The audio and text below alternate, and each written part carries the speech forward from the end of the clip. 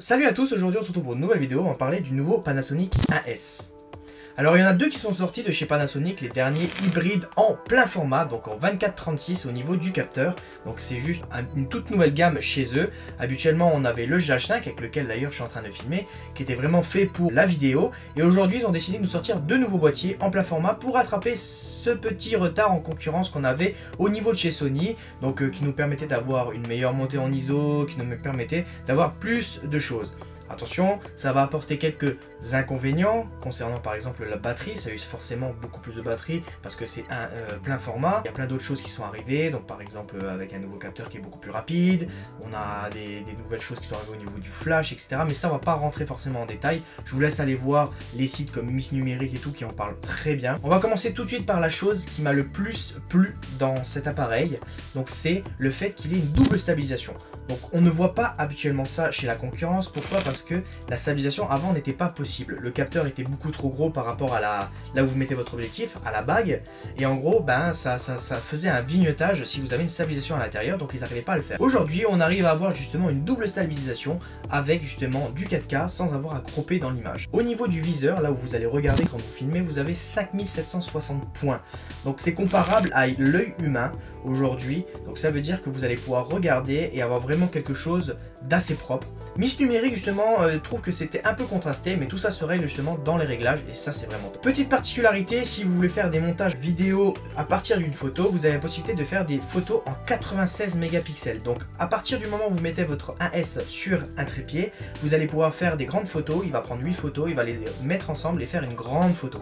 Et vous allez pouvoir vous balader dedans. Donc au niveau de la vidéo je parle, au niveau de la photo ça nous intéresse pas tellement, mais voilà. Au niveau de la mise au point, on garde toujours la mise au point continue, on garde le suivi, donc ça c'est très intéressant, surtout quand vous avez un stabilisateur comme le Ronin que j'ai. Vous pouvez marcher avec, vous pouvez justement suivre quelqu'un et vous avez à avoir justement une mise au point qui est toujours parfaite puisqu'il va suivre le mouvement. Ça marche avec les animaux et avec les humains. Avant ça marchait que avec les humains, maintenant ça marche vraiment avec les deux. Au niveau du coup des collimateurs, on arrive sur quelque chose de 225 collimateurs, c'est vraiment pas mal.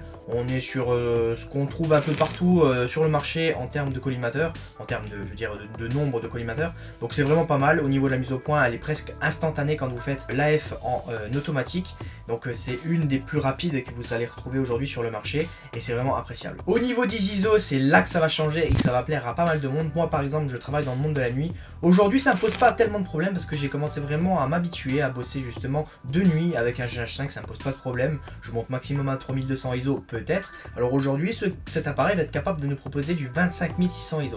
Ce qui est quand même assez énorme pour un boîtier vidéo. Pour le 1SR qui est en photo, lui il monte beaucoup plus haut. Mais 25600 ISO, vraiment ça suffit amplement. Vous n'allez jamais monter à plus de 5-6000, même dans le noir. Enfin moi personnellement, 3200 ISO c'est vraiment le maximum dans lequel je monte. Pour moi, un mode qui est vraiment appréciable, ça va être le mode 6K qui garde justement comme sur le GH5, qui nous permet aussi de filmer en anamorphique et qui permet de faire du coup des vrais films de cinéma avec les vraies bandes noires et pas les bandes noires qu'on rajoute en post-production. Donc ça c'est vraiment intéressant. D'ailleurs en parlant de ça, on a toujours le HLG, donc le hybride log gamma au niveau de profil couleur, donc vous pouvez l'utiliser. Et vous avez aussi le HDR, donc le HDR vraiment c'est vraiment pas mal, je l'utilise rarement, je reste toujours sur du log, je vous ai déjà expliqué dans ma dernière vidéo, je vous invite d'ailleurs à aller la voir, on parle des profils justement V-Log, Ciné-D et naturel. Comme vous pouvez le constater juste au-dessus, on a retrouvé un écran comme vous avez sur un réflexe aujourd'hui qui nous permet de nous dire la batterie, de nous dire à quelle vitesse, à quelle ISO on est, etc. On a vraiment les informations de l'appareil directement sur le petit écran au-dessus. Au niveau des boutons, on a pas mal de boutons personnalisables et ça j'adore parce que c'est vraiment génial. Moi par exemple aujourd'hui j'ai C1, C2, C3 configurés, je ne change jamais mes réglages. Je sais que quand j'arrive quelque part, je vais avoir toujours ce même ISO. Donc pour le C1, C2, C3, je vais le changer. Sur le C3 par exemple, j'ai le gros ralenti. Sur le C2, je suis en très bonne qualité au niveau de la Full HD, je suis en meilleure qualité, Full Intra, etc. Et en C1, je suis tout ce qui est ralenti. Je peux faire un ralenti mais divisé par 2 parce que je mets en 60 images secondes tout en gardant une bonne qualité. Parce que comme vous le savez, le fait qu'on monte en 180 images secondes, ça forcément ça baisse les mégabits secondes, les bitrates en fait de vidéo, qui vont vous baisser la qualité vidéo et c'est pas ce qu'on recherche. Un mode qui va être très intéressant intéressant aussi pour ceux qui font des timelapses, c'est le 4K et le 8K timelapse. Donc vous allez pouvoir juste choisir avec la molette du coup et faire des vrais timelapse de très bonne qualité avec cet appareil justement, parce que vous êtes en plus en plein format, donc vous inquiétez pas, au niveau des ISO pareil, vous n'aurez aucun grain dans l'image, ça va être magnifique. Et en plus si vous faites de la pause longue, rien à dire. On reste toujours sur les dimensions, vous avez de la 4K, la 4K qui monte à 60 images secondes, attention c'est de l'Ultra HD, la 4K c'est totalement différent. Vous avez du 60 images secondes qui est vraiment pas mal, vous allez pouvoir faire des très beaux ralentis, vraiment magnifiques. Et vous avez aussi toujours le 180 images secondes, donc le 180 images secondes qu'on a déjà sur le GH5 et qui est de très bonne qualité. Vous pouvez faire des très gros ralentis avec. Le problème c'est qu'on n'a toujours pas le son et c'est bien dommage. On aurait bien gardé le son pour pouvoir faire ensuite en post-prod du coup des petits montages avec le son. Pour ma part ça me dérange pas en soi parce que je rajoute toujours un bruitage que je trouve sur internet ou que je trouve sur des sites spécialisés en ça. Mais voilà, ça aurait été préférable de garder un vrai son qu'on a fait soi-même, ça aurait été mieux. Quand vous allez acheter votre appareil, vous n'aurez pas le Vlog et c'est tout à fait normal. En fait, ce qu'ils font, et ce qu'ils ont toujours fait, c'est que quand vous achetez justement votre appareil, vous allez le recevoir directement avec le CineD, avec le HLG si je ne me trompe pas, et le HDR et le profil naturel simple, et vous allez pouvoir changer quelques courbes, etc. Le Vlog va arriver beaucoup plus tard, et ce qui va apporter plus tard, en fait, ce qui me gêne un peu, c'est le fait de perdre le 4:2 10 bits. Le 4:2 10 bits pour moi c'était vraiment quelque chose de propre, on a vraiment une image qui est quand même beaucoup plus qualitative et ça il n'y a vraiment pas photo. Je vous ferai un jour une comparaison, je vous expliquerai vraiment c'est quoi la différence entre du 4.2.0 et du 4.2.2 10 bits ou du 8 bits, etc. On fera une différence, vous allez comprendre là où je veux en venir et c'est très simple en fait, hein, mais c'est vraiment quelque chose qui rend meilleure une vidéo et c'est dommage du fait qu'ils le rajoutent plus tard et en plus c'est payant. Bon, ça a toujours été payant, ça il n'y a pas de souci, mais c'est dommage d'attendre justement ces 99 €. On pense que ce sera 99 € comme à l'époque au niveau du Vlog. Moi par exemple sur le GH5 je filme en Vlog, j'ai dû le payer 99 € pour le mettre ensuite dans le boîtier et c'est ça qui m'a apporté après la 4.2.2 etc. Donc enregistré en interne directement sur une carte SD ou sur une carte XQD. Donc les XQD c'est les nouvelles cartes qui écrivent très rapidement, mais c'est quelque chose qui coûte quand même assez cher. Donc bon, c'est pour ça qu'ils ont gardé quand même la SD et c'est pas mal de pouvoir écrire toujours sur de la SD. Je suis content qu'ils aient fait ça, c'est vraiment cool. Un petit gadget qui va permettre aussi à ceux qui filment en nuit d'être vraiment pas mal, c'est le fait que les boutons derrière sont rétro-éclairés. Donc ça veut dire que vous allez pouvoir voir en pleine nuit ce que vous faites justement, vous allez pouvoir cliquer là où vous cliquez justement. Et c'est une demande qui a été faite par l'Hexagone, donc la France.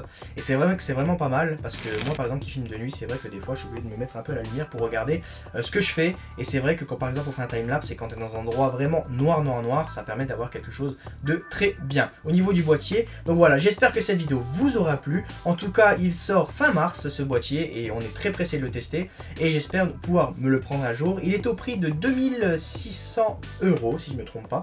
C'est vraiment pas cher pour un boîtier vidéo et professionnel.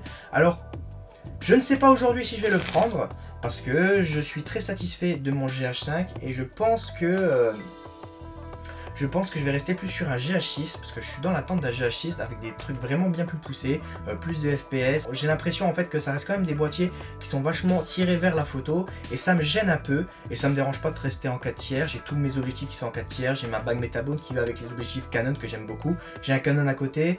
Le fait de devoir changer d'optique, parce que oui vous allez devoir changer d'optique, on va passer à la gamme L, donc qui a été fait par Leica, Sigma et Panasonic directement, donc au niveau des optiques. Si vous voulez du L, je pense que ça va être les meilleurs du marché, il n'y a pas photo.